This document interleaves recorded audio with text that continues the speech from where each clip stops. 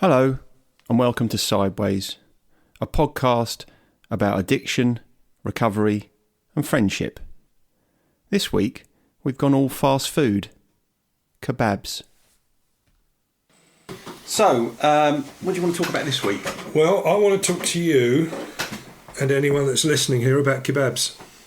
Yeah, Kebabs. I want to talk about kebabs. Okay. All right. And I think not the sort of the upper market kebab that you might get in a nice Turkish or a Greek restaurant, but I'm talking about your basic small doner chili sauce. Yeah. And with the salad. Ubiquitous fodder after you've been in the pub all evening. Exactly. And I was quite keen on those at one time, and I think that it is very synonymous with the diet of an alcoholic, really. Oh, right. I didn't realise that. So alcoholics partial to a kebab? Well, I would say in the early stages, because when alcoholism gets to its logical conclusion, you pretty much stop eating anyway.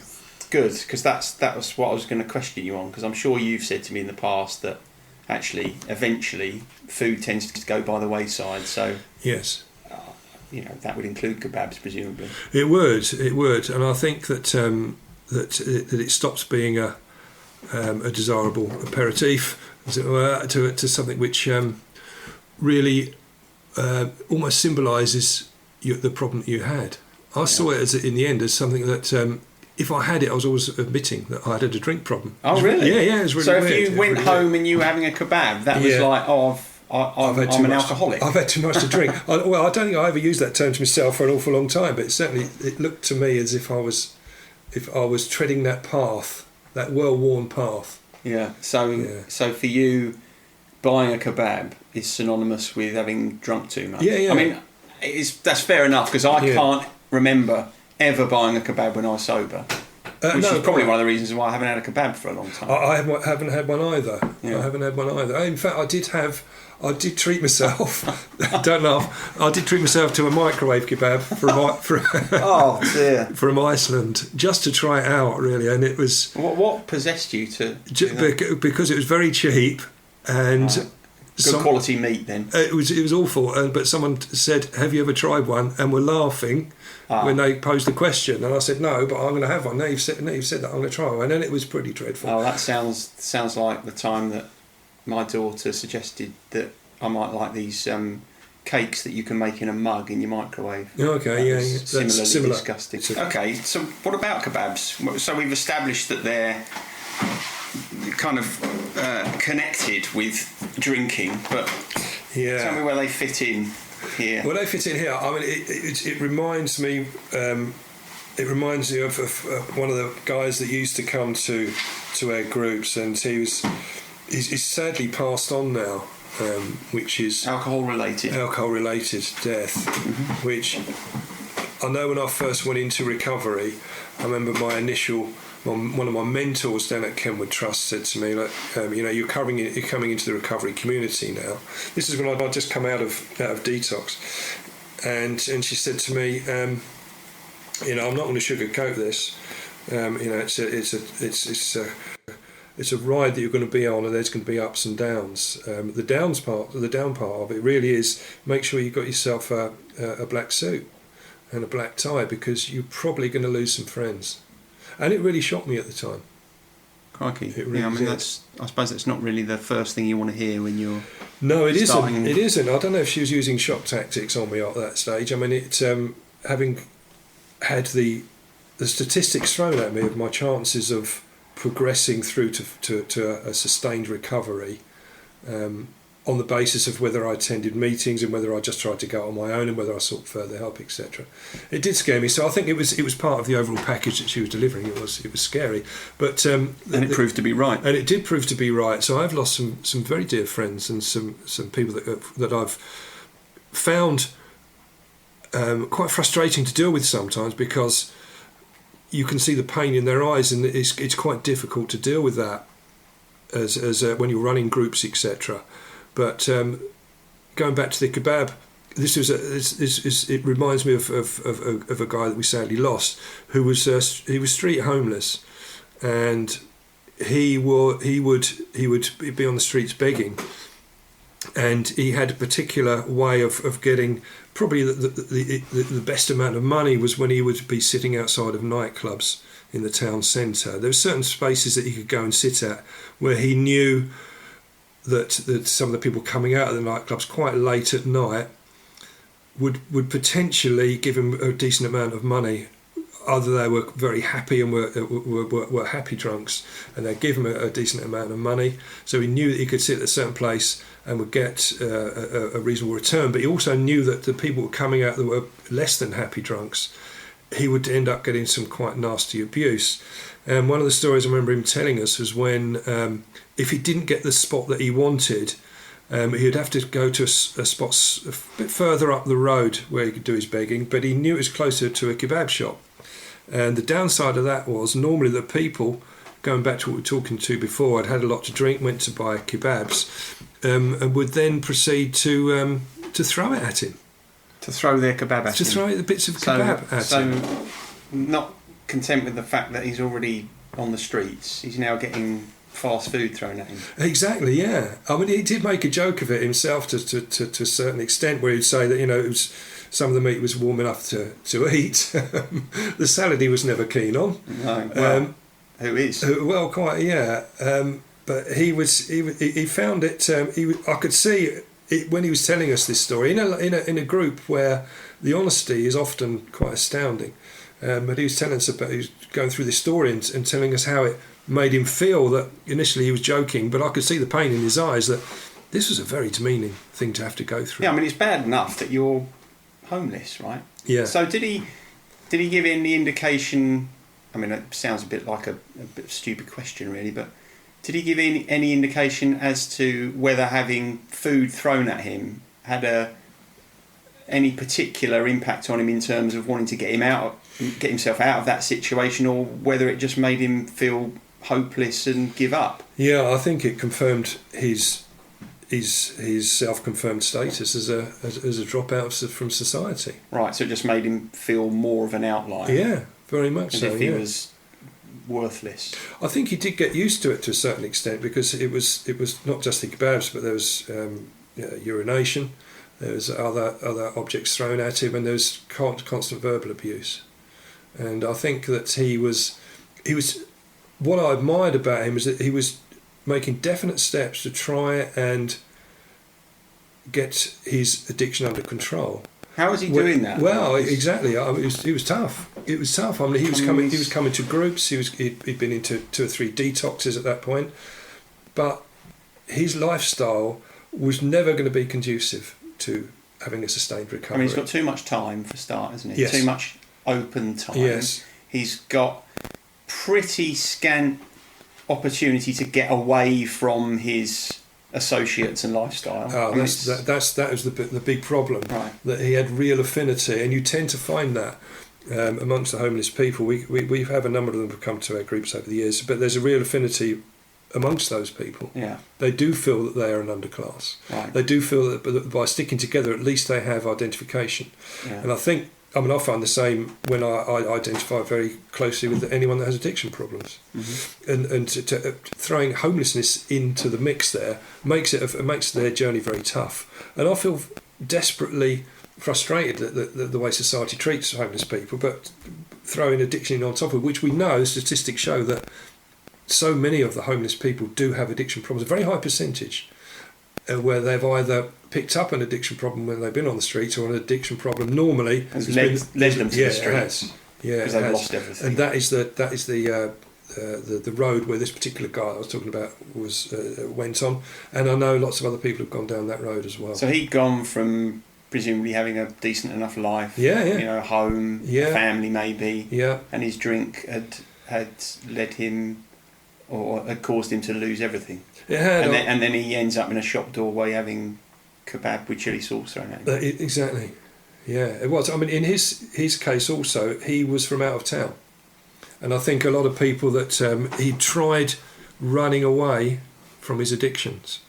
And we know that you carry that with you in your head. Literally running away. He'd moved away from the East End of London. He'd come down to this part of the world, which he anticipated was going to be a friendlier street life. It didn't really actually turn out that way.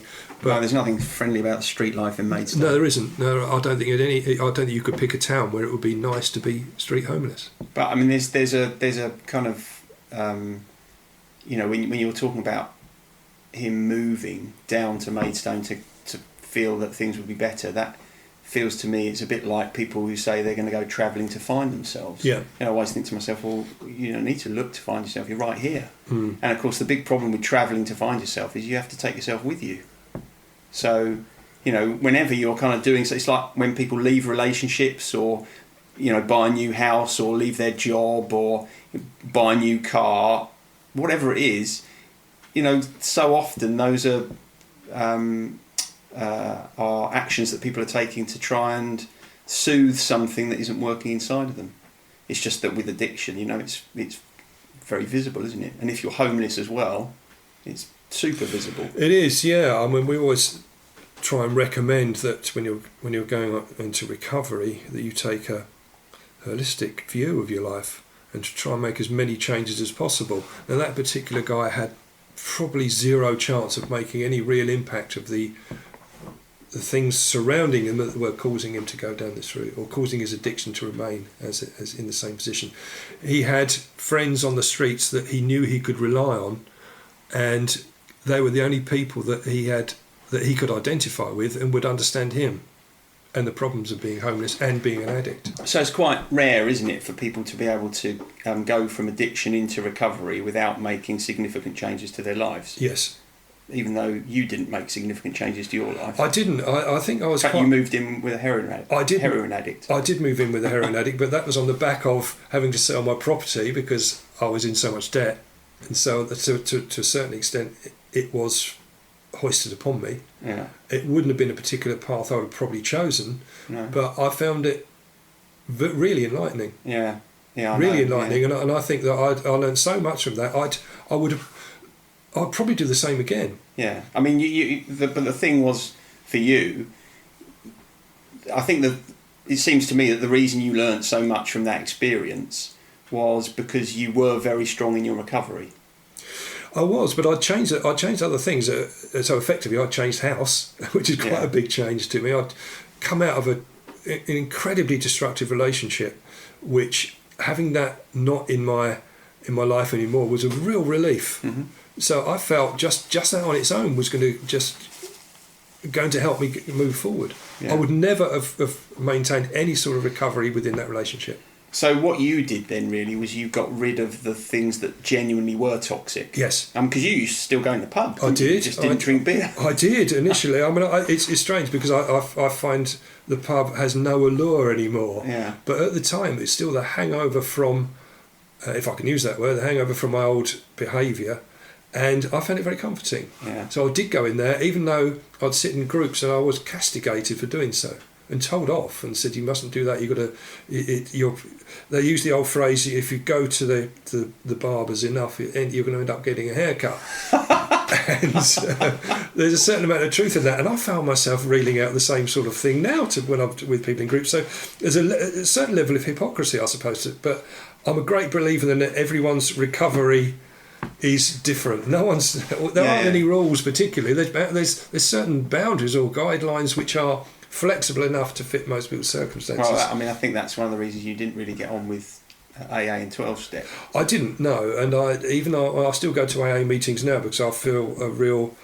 I find a comfort in them. Yeah. I find a comfort in being around my fellow addicts. You pick up strength by osmosis, really, by being in the same room as these people that show incredible strength. Yeah. And I never forget that feeling of my first 2 or 3 weeks in recovery, and I see people coming into groups, especially with AA, where they are just starting out their journey or just about to embark upon their journey, and it's a real reminder of where I've been and warning not to go back there. It's an interesting contrast, that, because I know that when you see someone coming into recovery or you see someone that's really struggling in the early days, it's one of the things that makes you even more resolute about recovery. Whereas, I've worked with people who find it really hard to see people struggling in recovery. It kind of makes them wobble. Yeah. I mean, presumably you see that in group as well. I see it all the time. It's kind of there are people that feel like their own recovery is being undermined by other people wobbling. Yeah. What do you think it is that kind of creates that in people? I'm not quite sure what creates that, but I know that I see it a lot in the recovery hub in Maidstone. They have a detox week, so they'll probably gather a few people together and don't start detox until there's probably, I don't know, it can range from sort of 4 or 5 up to sort of 10 people all in detox together. Now there's the people that you go into detox with become firm friends. Mm-hmm. They become allies. You're going through exactly the same thing at exactly the same time, but you get this horrible feeling that if one of that group drops out, how many other people are going to follow? How many other those people are going to just start to have their faith in the program start to dwindle? Yeah, I mean, it's to kind of put people together like that is, on the one hand, you can understand that it makes sense and it creates a kind of unity and a togetherness. But of course, the downside of that is that you're putting people together at their most vulnerable. And so as soon as one wobbles, it's like the whole thing, there is a danger that the whole thing will wobble. There is. You know, when we're at our most vulnerable, that's obviously when we're going to struggle to find that emotional resilience. It's like, I often say to people, emotional resilience is easy to find when you don't need it, but when you really need it, it's that's when it gets tough. It is. I find those groups that you get a group of people in during the detox week, so they're all being fed the right drugs at the start of it, medication I should say, at the start of their detox week, which was gradually reduced over the 7 days, and you tend to find their incredible strength to each other at that point. They really are. They start off day 1, day 2 as a very strong unit, and they're helping each other out. They suddenly found a lot of people have not had any sort of friendships for a while. This is their first step back into society, and it's quite exciting that they're making new relationships where they've had no capacity to do that for in most cases, many years. So there is this great awakening. But you do find, I heard the term the other day is where one person will follow another. They call them sheeple. Sheeple. Oh, nice. So people acting as sheep, effectively flocking along in it. Yeah, I do understand it. Yeah, I do know explain it. I was hoping you would have done.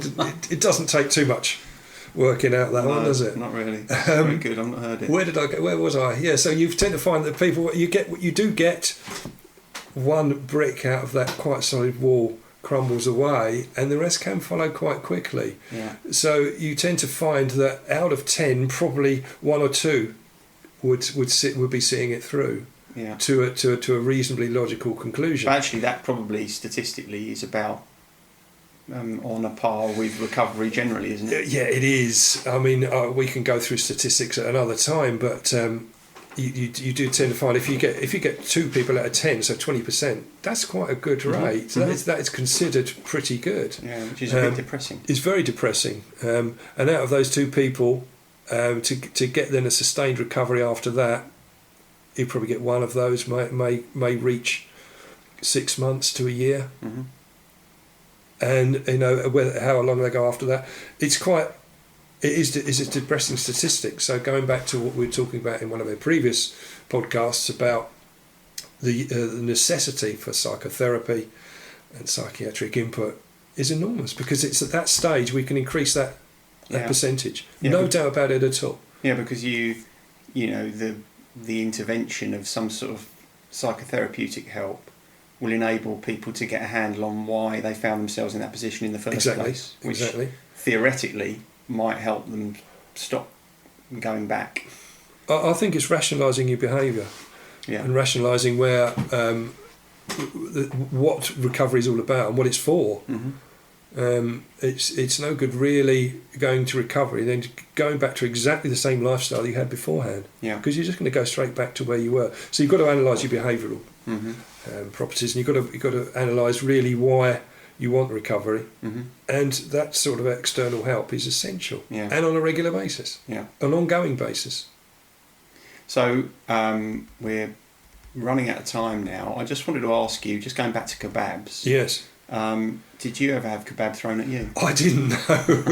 I think I've thrown it down myself. Did you ever on a couple of occasions? Did you ever wake up in the morning with a half-eaten kebab on your chest? No, I didn't. No, I've certainly found it on my bedside cabinet from time to time, but I didn't actually find it in my chest. I think the one occasion I did find something stuck to me after a drinking session was a couple of, those sort of chocolate buttons. Yes. No, I'd obviously been eating that. I don't remember it. I'd gone to bed and You used to like eating chocolate buttons? I used to eat any chocolate. I'd put the television on and I had no idea what I was watching, but I'd eat some chocolate and then I'd fall asleep. But I didn't know what I was doing. It would be in the morning when I'd wake up, the telly would still be going.